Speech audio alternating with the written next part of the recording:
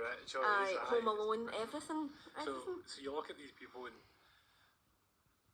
do you agree with obviously you need child actors for certain things, but do you agree with it? Like, do you think it should be allowed? Well, yeah, but I think what the problem is here is that they're not protected enough, or women, like, especially with all the stuff that's coming out now, with all the abuse that's happening, or did happen, like with the Nickelodeon thing. Like, there's just not enough protection for children and women, and you know, there's been a couple of occasions where it nearly happened to me, but luckily enough, like, I found out before it could.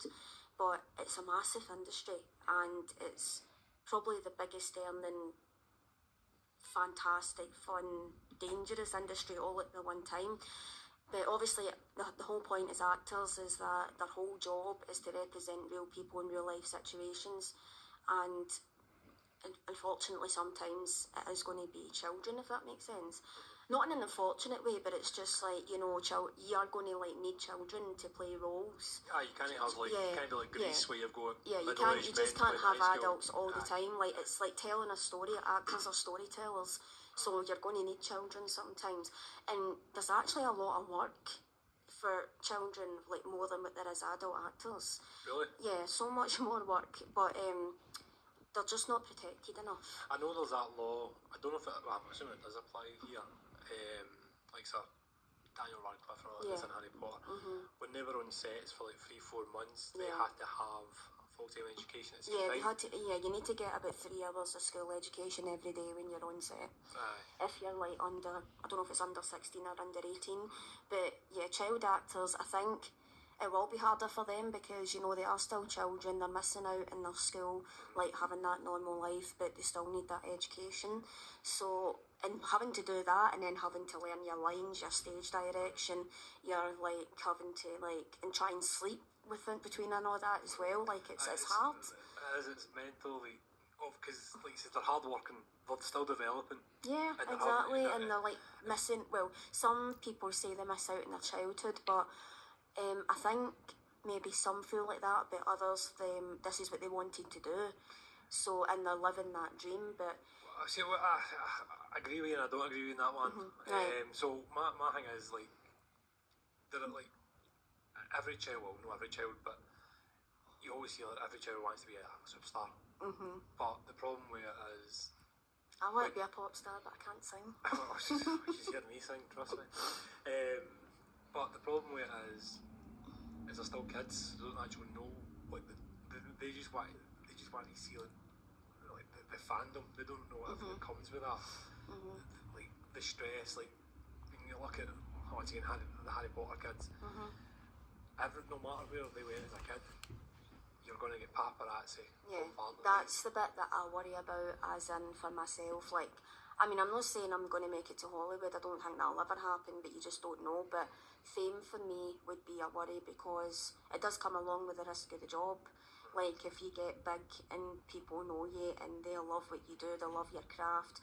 Like, fame for me, honestly, I think fame ruins lives, and I think it's very dark. And you know what, I love documentaries, and I've watched documentaries about actors that I love to watch, like Jim Carrey and Johnny Depp and all that, and they say the same thing, that Hollywood is dark and horrible and fame is horrible, it ruins lives. And I think when you're a child and you're getting to that stage, like, again, awareness, education into what you're really signing up for and what it entails. Like, you've got the hard work side of it, like doing the filming, the stage work, the performing, but then what comes after that, like if you make it big and you're making it places and you're outside, and because paparazzi's terrible, like paparazzi's killed people before, like, do you know what I mean? So it's like, it can be a dangerous thing. So yeah, I think some people, I don't know how many of them do it, but I think some people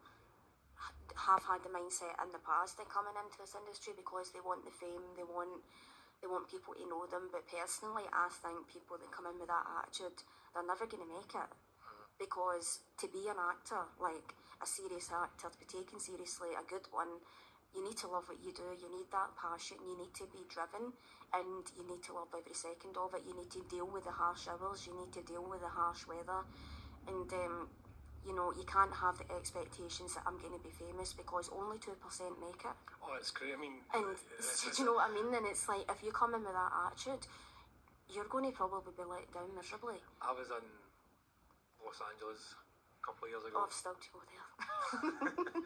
And every second person I spoke to, so I went up to Santa Monica Pier with a few bars and that. Did you see the Kardashians? No, I never saw the Kardashians. Just thought I'd ask. I know who Kim Kardashian is. That's everybody knows who she is. I know Bruce Jenner, but Kyle Jenner. Caitlyn Jenner. See what I mean? Caitlyn, yeah. But the rest of them, they could walk by me and I couldn't tell you who they were, truthfully. Aye. So, but when I was there, I went to the bars and people asked you, what do you do? And I tell them what I do. What do you do? Oh, I'm an actor. Honest, every second person is an actor. And obviously it's the place you go to be an actor. Yeah, it's Hollywood. It's where it's made, but it's one of the most difficult industries. Well, imagine it's one of the most difficult industries to get into, and it's because you're competing against, like you says, acting doesn't mean, like being an actor doesn't mean you have to be the best looking person in the room. It's what they want on that day. So if you're like, let's just say it's a gangster film. Yeah. You've already stereotyped half Godfather. Right, so the Godfather, right? So there goes all your blonde hair, blue eyes people, because they all should be like Italian American. They're all like, yeah, it's all about your look. Like most of it, honestly, is how you look. Like casting directors, for example, like they don't really care too much about what training you've had. It's about how you look and if you can deliver the character. Well, some of the best actors out there have never Gerard Butler never had any training, and look at him. He's one of the biggest paying Scottish actors. In fact, he's the #1 paying Scottish actor. And then after him, I think it's James McAvoy. I'm actually quite sad because he's actually left acting just now, but he's had a baby, so that's understandable. But yeah, like casting directors don't really care about training you've had.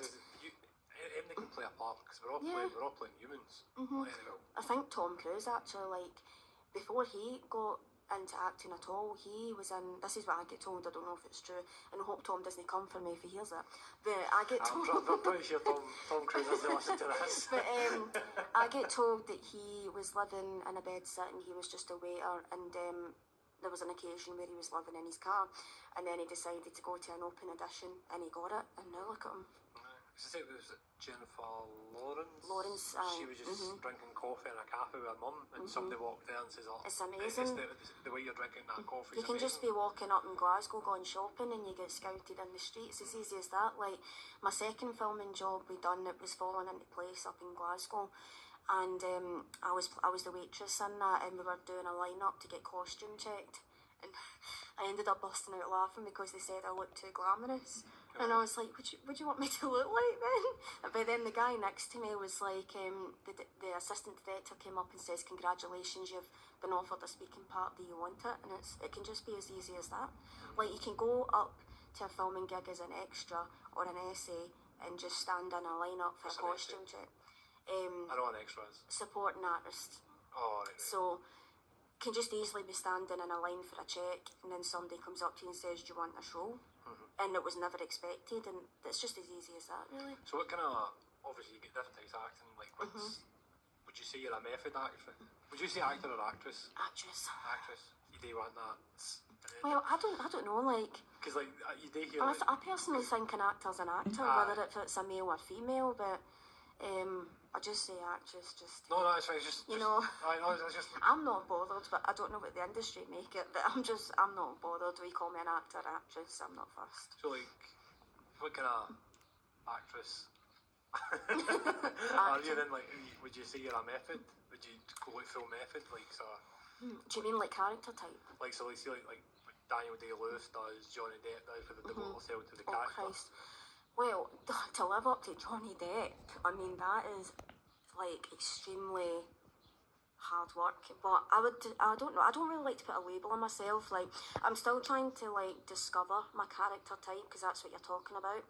But people have told me, like when I've went to auditions and when I've went to get filming done, they see me as like a time period kind of drama actress, but then the hard work, obviously, that I would obviously do my best into any character that I was given.